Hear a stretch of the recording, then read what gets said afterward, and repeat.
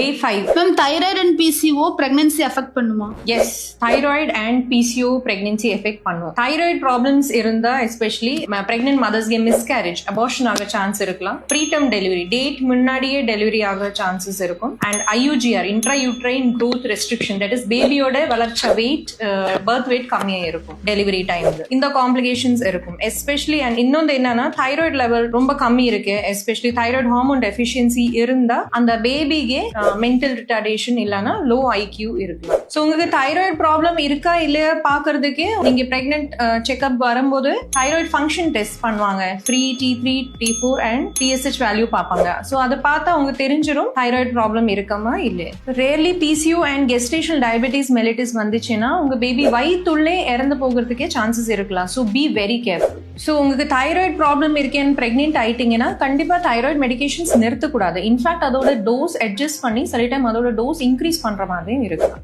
So நீங்க medications கரெக்டாக ப்ராப்பராக எடுத்துக்கோங்க.